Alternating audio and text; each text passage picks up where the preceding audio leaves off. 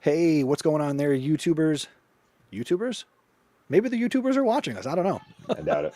Anyway, this is going to be Podcast PD episode 131. And AJ and we're going to be talking about our goals for the new year. So this is that little piece where we're just kind of making sure YouTube is working. We're going to record this. And this is the part that doesn't make it into the podcast side. So thank you for checking us out here on YouTube. Make sure you smash the follow button, subscribe, like, share it out.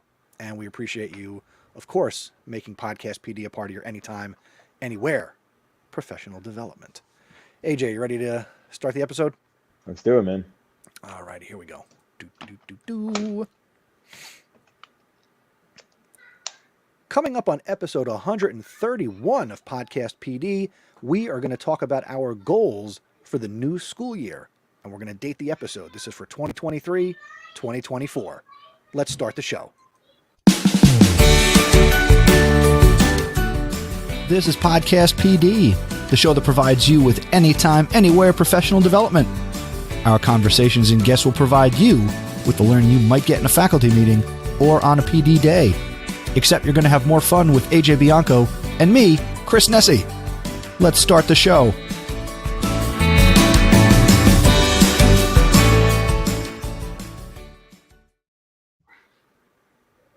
What is going on, podcast people?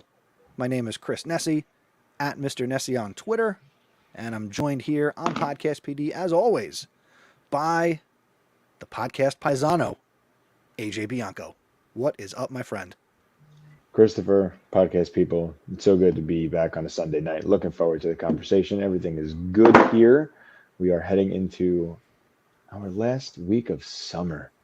Wah, wah. Yeah, I'm going to be the downer. It's our last week of summer, but you know what? It's all right, though, because that means in a couple of days, buildings open up. It'll be the first week of the school year? Yeah. No, I was going to say buildings open up, kids come back to their buildings, and, we do what we do. And that's, it's nothing to be upset about, right? Speak for yourself. Yep, got it.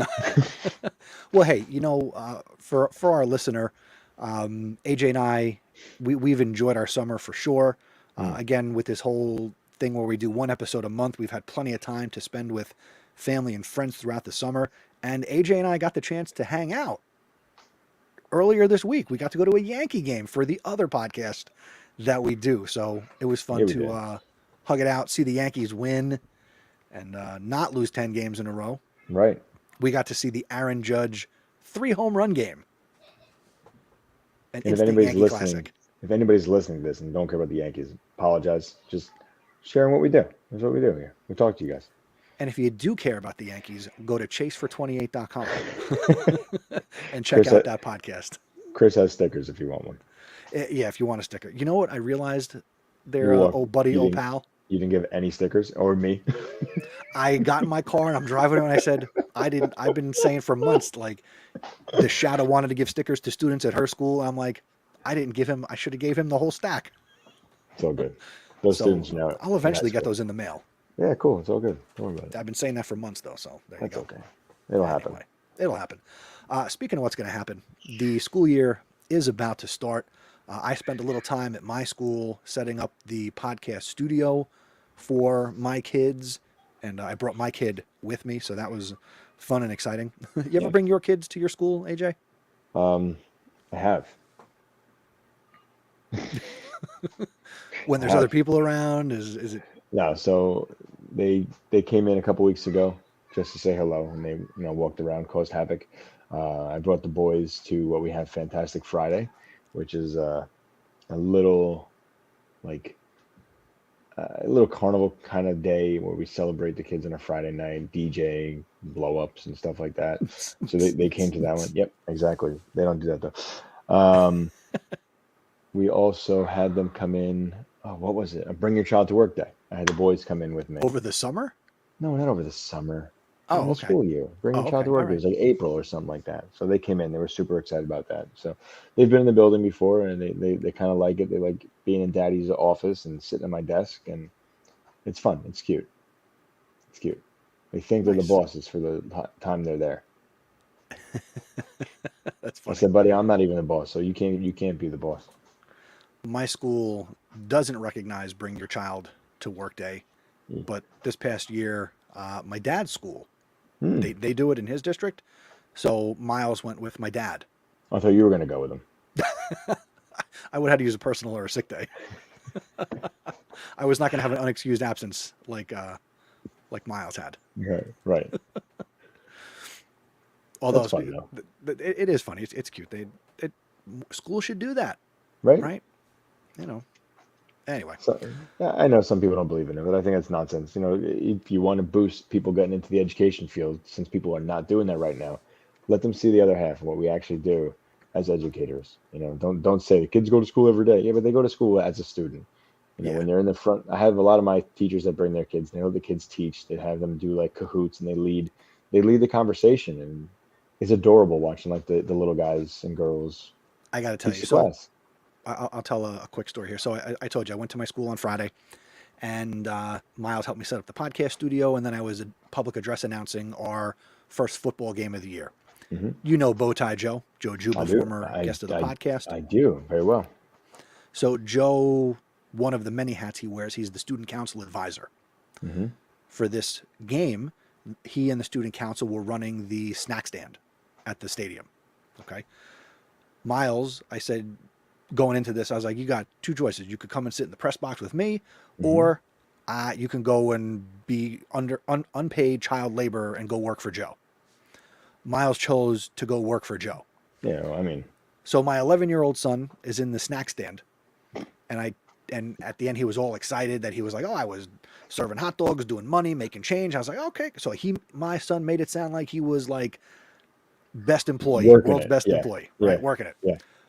So we get home, I text Joe, I say, did my son do as well as he says he did? And Joe writes back to me. He goes, absolutely. He goes, he was running the show. He goes, it was a sight to see. And the Wow. fact that your 11-year-old son was bossing around the student council and they were listening and following directions from him was Cheers to him. hysterical. He has so many natural leadership qualities. It's amazing. Oh my gosh. So I felt good and didn't have to go want to wring his neck. Yeah. Good boy. Good for Miles. My son would be nervous as anything. Yeah, I mean, between, selling vacuums to people and thinking he's a car salesman and That's selling right. computers, he was like, hot dog. I was like, oh, next time you got to tell Joe to do the Family Guy thing, hot dogs and butt scratches. Yeah. So, we Maybe. had fun. And then we're on the way home and Miles is like, I want to make a banner. His little brother recently had his birthday, so he made this hand-drawn banner, happy birthday, 8th birthday, the whole thing.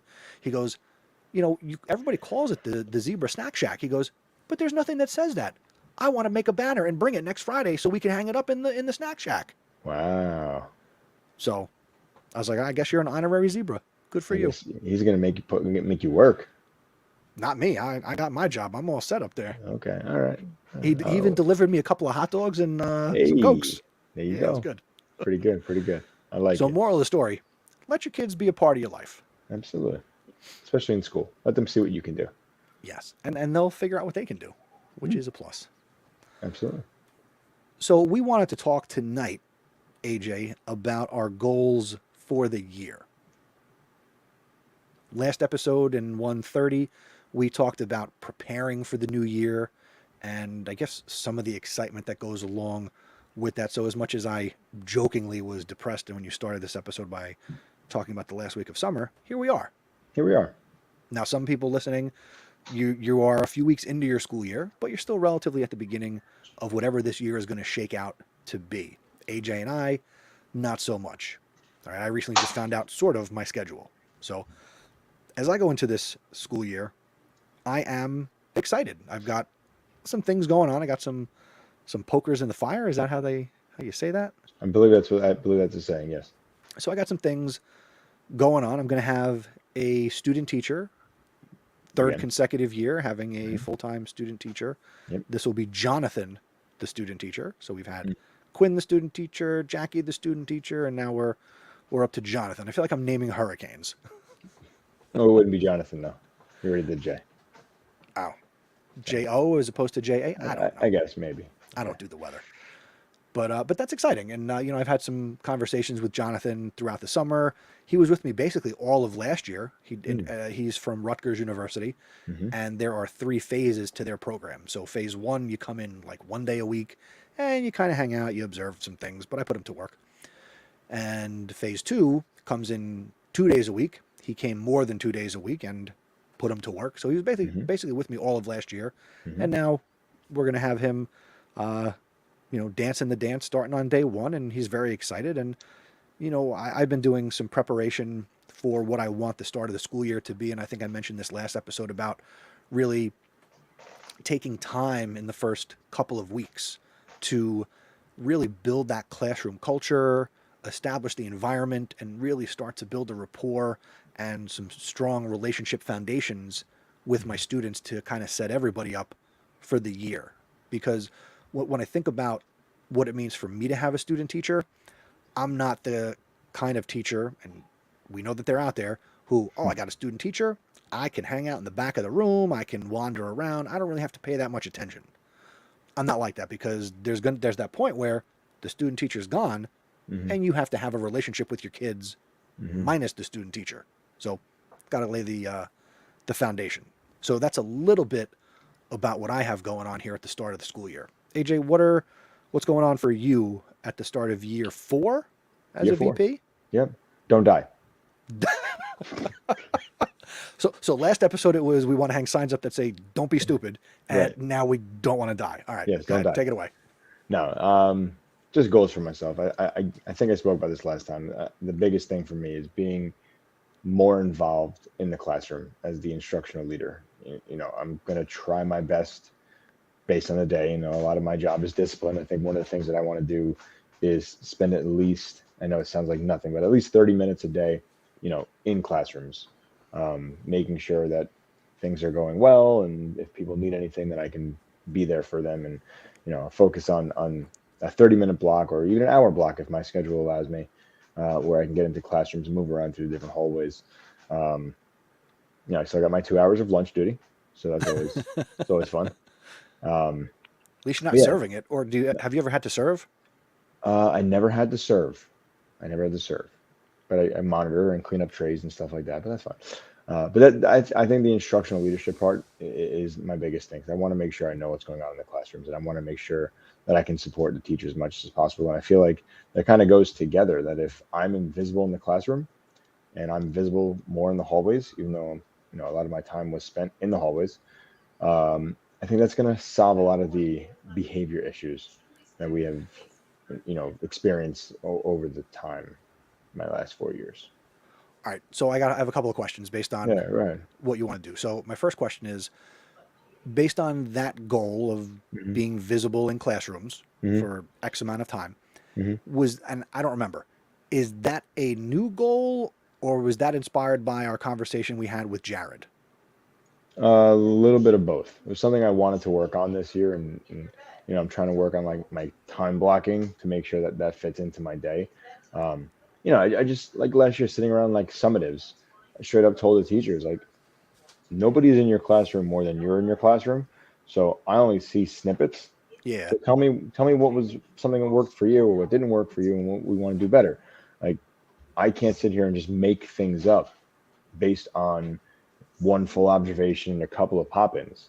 yeah. So I really want to make sure that I'm around so I can speak to the different things. And like it's not even like a formal observation that I'm trying to complete. I'm just making sure that I'm in classrooms, and I'll drop some notes. Here's what I liked. Good job. High five. That kind of nonsense. But yeah, So like that's something that I heard from Jared that I thought I could definitely do, no problem. So is your goal in wanting to do that, is the plan of execution to focus on the teachers that you're the primary evaluator for, or do you still want to spend time with teachers that you don't even necessarily evaluate? It's both. Like priority is going to be the ones that I am the evaluator for, but then I also want to get into the classrooms for the others in case like anybody has questions, or if I see something that they're doing that I can share, that then the other person who's the primary can go in there. Like I saw this. Maybe later today you can jump in there too. You know, just give the heads up. Like I really think like we want to acknowledge the good Yeah. and change the not so good. Okay, so my second question, so you have this goal Yes, but you are the vice principal. that's me. How does that goal, and it's just you and the principal, so how Hmm. does what you want to do align with what maybe his goal is, or things that he wants to focus on, or things that he wants to see from you as a VP? I think this kind of fits in with the climate and culture. So I know like he's got a big push to keep the climate and culture where it is and make people happy and feel supported. And I think being active in classrooms is something that a lot of teachers have said that they would like more of, right? Yeah. So I think by me doing this, it takes a little bit off his plate for the bigger things that have to be handled. You know, um, it still allows me the opportunity to be with students, which is something that we both see as important. You know, um, I think those two things right there are paramount to what we want to do to accomplish the goals we want in our school. I'm not sure what his overall goal is. I know, like obviously, data and test scores are one of the biggest things that are around us for every school district in New Jersey. Yeah. So being active in classes and help us kind of figure out where we need to put more rigor into different assignments so we can have that conversation together to share with our staff. Because that's definitely something we need to focus on as well is increasing the rigor for what we're trying to do. Do you think you'll ever get the opportunity, or can you create the opportunity to get into, say, that eighth grade social studies class and teach a lesson? Or, I mean, because, I mean, you've done that, you've got the experience. Yeah, look, I'm not gonna step on toes. I've put it out there that I would love to help out and Guest co-teach, or lecture, as they say. I could do that. I can read a book. I don't care. Um, I'm not gonna step on toes because just as well as anybody. When it gets to that secondary education, that's your baby. That's your calling. A lot of people don't like to give up that stage. So if I'm there and somebody says, "Hey AJ, what do you think about this?" I'll be happy to jump in if it's something I'm knowledgeable about. See, now I'm a different breed of teacher. Somebody comes in my room, I try to involve them in what's going on. Right, right. Some teachers do that. Some teachers do that. Some teachers just let me do my thing because they think I'm there just because I need to be there. But I think I have to set the stage and let them know that I want to be there, that I am there. Okay, so that makes me want to ask, is this something you'll convey to your teachers, that, hey, this is like my goal to be there in a at times, or it'll seem like I'm there a lot, but it's like in a non-formal evaluation capacity? I'll probably mention it to a couple people. I won't go out of my way. Maybe when I send out my email to those that I'm the primary for, I'll mention, you'll see me doing more rounds than usual. Like a Not be, walkthrough kind of thing?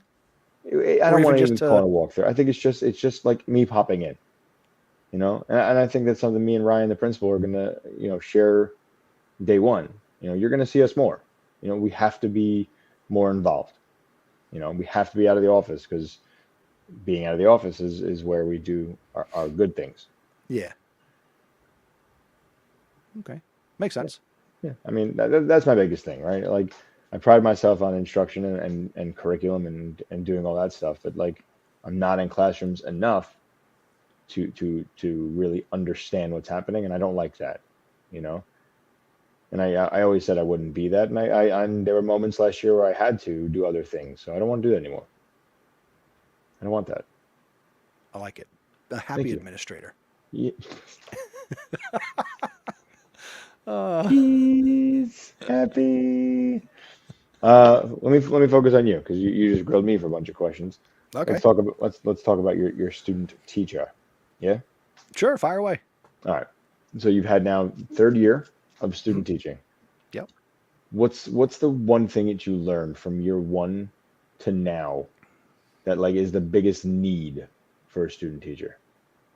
Ooh, there is a big deficiency Mm, with, and this is in my wheelhouse, their understanding of A, how to teach with technology, and B, and this is not tech related, and I think a lot of cooperating teachers will agree with me, is all three of them, while they're fantastic young people, what I struggle with is having them understand how to teach what am I trying to say? How to teach high school students Mm-hmm.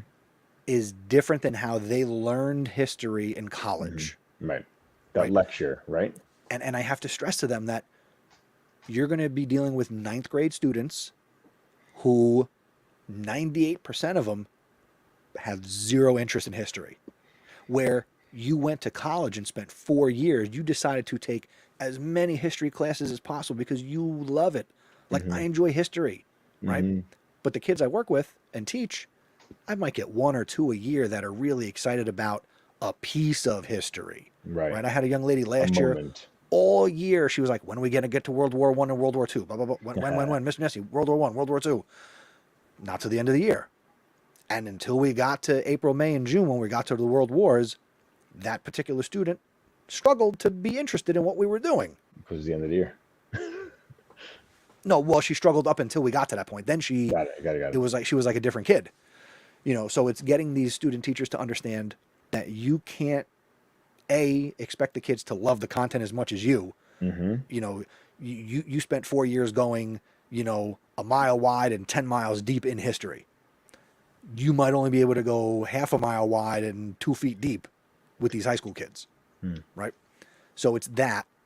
And it has changed since they were in high school. Even though that was a very short time ago and they're young, Right. Right. high school now is different, right? Mm-hmm. And how they learn. And it's different. And you've got to not go in with one plan. So I work with them on developing their bag of tricks. Okay. And it's also talking with them about how to discipline, right? Because as much as, if you go in there and your goal is to get them to like you, you got to change your priorities. Right. Because you're not Right. there to make friends. You Mm-hmm. want to build positive relationships, have a good rapport, get the kids to open up to you and build it that way. But it's not about getting them to like you because Right. most of them, they're not. And Right. that's just the way it is as people. So Right. those are a couple of things that I see.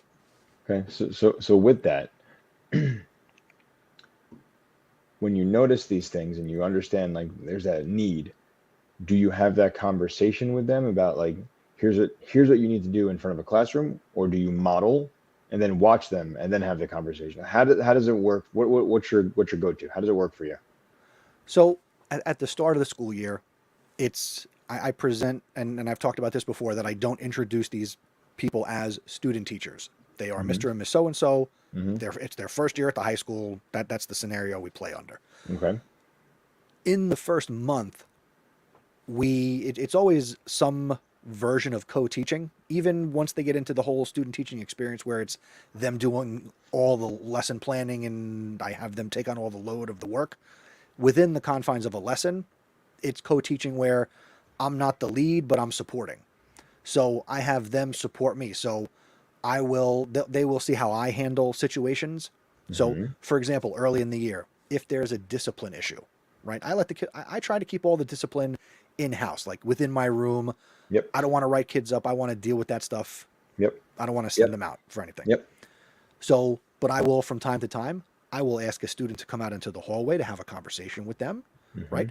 And I always make sure that the student teacher, while they may not say anything, I have them be a witness to the conversation and hear what my approach is and how to have those sometimes difficult conversations. Absolutely. Or I've also, I'll pull students out to have just even a one-on-one or a private celebratory conversation where maybe you don't want to bring it up in front of the whole class, Mm-hmm. but you want to Mm-hmm. acknowledge something good that a kid did, or you heard Absolutely. about something they did on the athletic field, just something.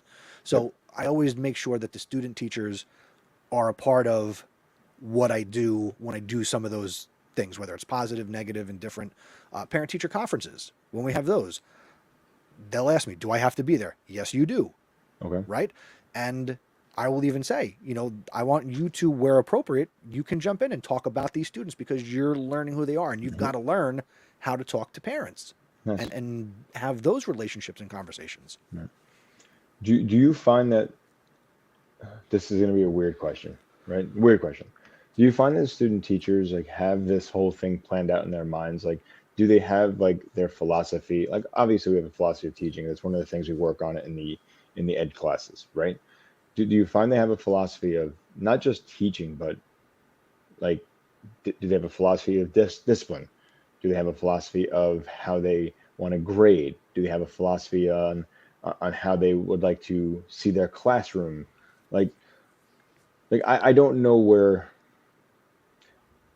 It's very easy for a lot of our student teachers and a lot of our pre-service teachers to go on Twitter and get these ideas, look on Instagram for like, and they see like this teacher paid teacher stuff, and they see these classroom setups, and they understand. I hope they understand like restorative practices, PBIS, and like, those ideas of discipline and like standards based grading and stuff like that. But like, do they embrace these things? Are they taught at the college level, or are they just things that like they have to learn through the PD that they're going to get as first year teachers?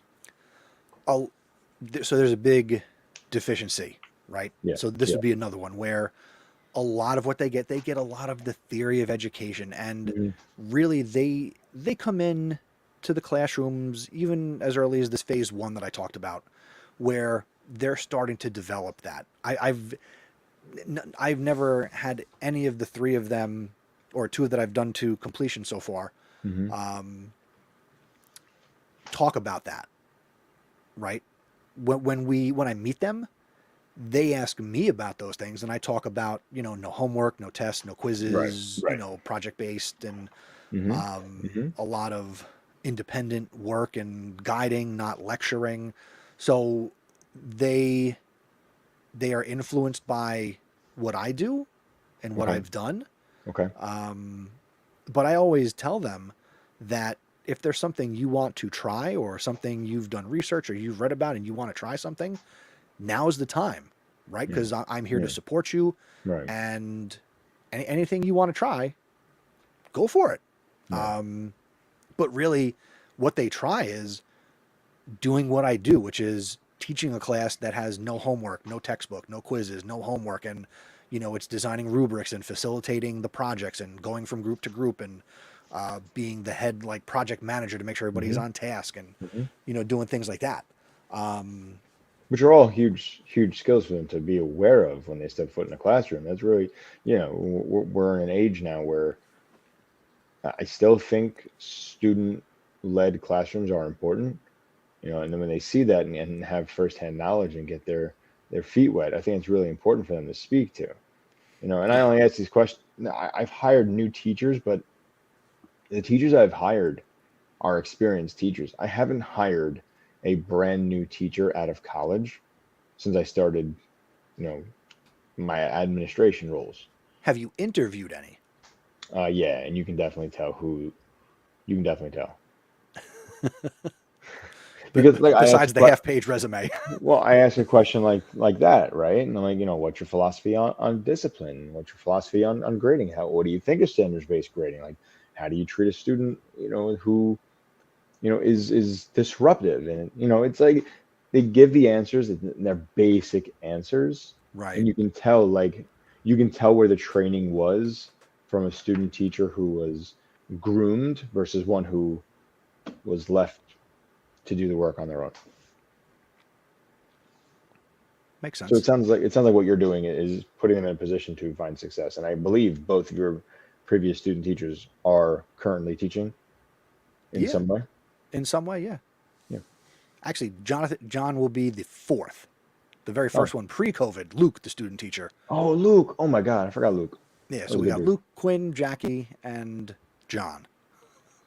And all of them, well, except for John, all of them have a career Luke in wound up education. leaving education, but I think that he was a casualty of COVID. Oh, okay. Not because he died, but because Good, he, his career didn't make it through COVID, I don't think. good for you, Luke. That's probably the Yeah. best move. But like, so Jackie, she got hired at a school. Mm. I will not name the school, but she got hired at a Oh, good. school In in New North Jersey. Jersey, Hmm. in New Jersey. And a couple weeks ago, she sent me a message that she was doing, I guess, some summer PD, not necessarily the new teacher stuff, but she got to meet Hmm. some of the colleagues in her new history department. And she said that she was talking about how she student taught and worked in a classroom where there were no test, quizzes, and homework. And she kind of got laughed at. And I was like, oh, is it like, haha, cool, good luck with that? Or haha, no, don't, that's not possible. That's not what we do. And she said it was the second thing. Like, Yeah. we don't do that here. Like, I'm like, oh, well. Yeah. I said, well, develop your classroom. I Right. said, but, play the game. Let them do what they do. Speak to your supervisor about how it works best for your class. Middle school or high school? High school. Okay, so it's a little bit more Well, actually, demanding in a way. funny you say that. So she texted me the other day. She was just done with the formal, new teacher orientation. And she said that her supervisor, who had called me for the reference back prior to the hiring in the Yeah. early summer, Yeah. spring, whatever, hmm she goes, I was talking to him and he said that you sound like this really fun, progressive teacher. And it must have been a blast to work with someone like me. And I was like, so what'd you say? She goes, I was like, absolutely. Yeah, it was great to work with Chris. So she's kind of got that supervisor support. Okay, good. So then forget all those other people. Yeah. Do you? Yeah, that's it. Close your door Cool. and teach on an island. No. There you go. Sometimes it's the best way to do it. Sometimes. Can't lead on an island, though. Got to let No, people on. that you can't do. Yeah, you gotta get that bus moving. Yes. Get the bus moving. Maybe that could be an episode of a future show. Get the bus moving. Sure. We'll All find right. a leader to talk about that. Is there anything else you want to talk about in terms of goals, or you want to wrap it up for this month? No, I think look, I don't think we have to sit back and have like 36 different goals, right? I think the big goal for you is definitely working with your student teacher and putting them in a place for success. My goal is working with my own teachers, put them in success. That's what it is. Both of our roles right now are finding ways that we can have others be successful I agree. and enjoy what they're doing and feel supported. What? Enjoy it? What are you talking about? Having fun? Yeah. Actually, I wrote that on my board. I was Have listening to a fun? podcast. Yeah, I wrote that. I was listening to a podcast, and somebody was just like, if you're not having fun in your role, and it was an education podcast, don't remember which one. If you're not having fun, you shouldn't be working anymore. So on my I've been board, saying that for years. on my whiteboard, so I can see it every day, it says, are you having fun? Now, in the list of things, is it don't be stupid? Don't be stupid. Don't die. Have Have fun. fun. Sounds like you need to put the school logo on the front of the shirt and put these 3 statements on the back. Eastbrook Middle School. Don't be stupid. Don't die. Have fun. Have fun. All right, before we get out of here, do you find value in the conversations here on Podcast PD? Do you want to support our efforts in creating quality content for you? Well, guess what? You can. You can give back to Podcast PD on a monthly or a yearly basis. You can give just $10 per month, or if you do it on a yearly basis, it's $100 for the year. And you can help us continue to bring you insightful and engaging conversations. Sometimes we have guests. Sometimes it's just me and the paisano. Either way, we want to thank you. If you become an executive producer, you will receive an exclusive Podcast PD executive producer sticker. But that's not all. If you're a yearly supporter, you get a Podcast PD mug and a Podcast PD t-shirt. Maybe I'll add these special statements that AJ just created to the back of the Podcast PD shirt. That could be a sticker. Keep listening, don't die, have fun, don't be stupid, and all that stuff. Thank you. If you want to learn more about that, you can go to podcastpd.com/executive producer for more information. And want to thank our current executive producers, Holly Landez, Sandy Hartman, and Stephanie Scrocky.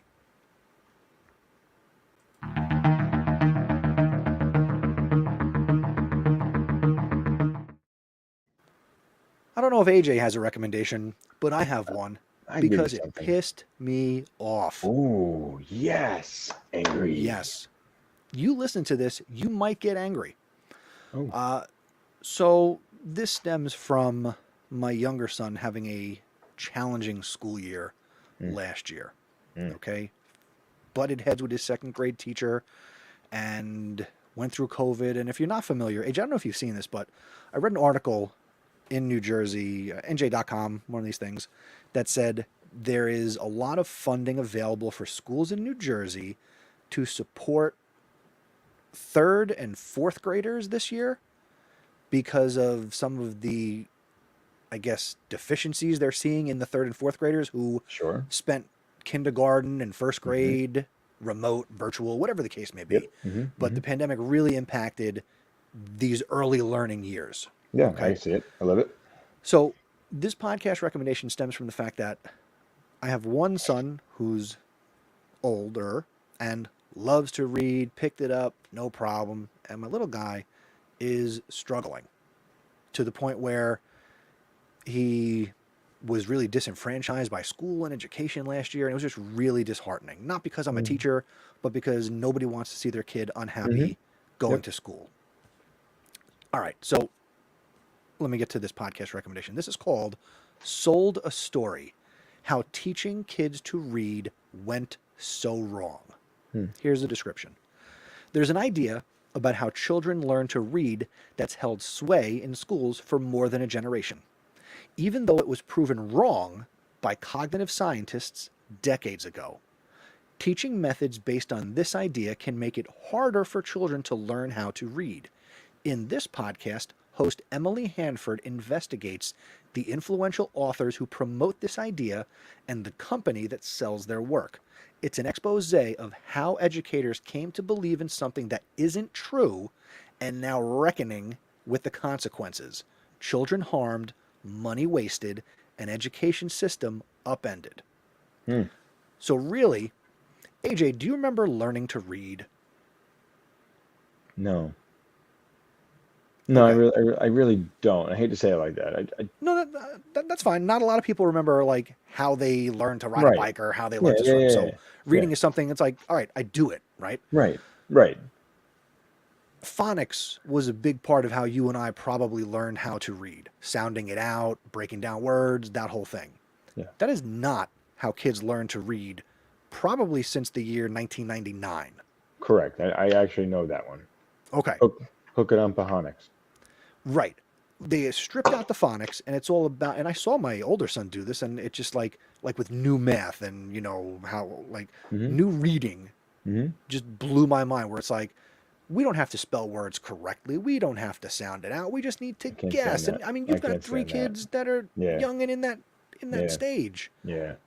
So I'm kind of when I say pissed, I'm like, I got a kid who is struggling to learn how to read. He's going to be in third grade, and now we're going to have to try to really reinforce. Like we read with him and stuff like that, but it was always like he struggled with how he was being taught how to read Mm-hmm. and struggles with it. Yeah. And this podcast sheds light on the last 24 years, 25 years of how they changed how they taught kids to read. It's So unbelievable. I think it's a fascinating listen. I'm a couple episodes in. My wife listened to the whole thing. But Sold a Story: How Teaching Kids to Read Went So Wrong. Hmm. Definitely check it out. And, if you like Readers and Writers Workshop, I'm not a big fan of you now.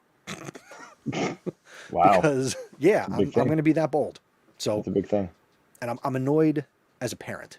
Yeah. Interesting. Okay. I'll take a look. Yeah. And if you who is listening, if you take a listen to this, let us know what you think. Tag us on Twitter at Mr. Nessie, at AJ Bianco, at PodcastPD. Let us know the things. So give us your thoughts. AJ, do you have a podcast recommendation as well, or? Not after that. I mean, like, you just like, when you give a happy podcast, I mean, like, Chris is pissed off, and AJ gives a happy-go-lucky podcast. Listen to Everybody go happypod.com. Yes. I mean, All look, I have plenty of podcasts. Nobody wants to listen to my podcast. right, It's come all back with one in leadership. September. I have like a bunch. I've been listening to podcasts left and right, but you know what? Go check out Everybody Pulls the Tarp. Okay, how about that one? I know it's one I recommended so many times. Ben Zobrist was the guest. It was a great episode. Okay. Ooh, Stephanie Scrocky just popped into the chat and she said, this has been on my to listen list. So I guess she's talking about So the story. Sold a Story. She's not talking about me. I watch her. She's talking about you. Yeah. Cool. All right. So give us your thoughts. Send us feedback. You can email us feedback at podcastpd.com, or you can send us a voice message at podcastpd.com/feedback. And we will be back at the end of September with a new episode. And we will be live and in living color on Sunday, September 24th. Sounds like a good plan.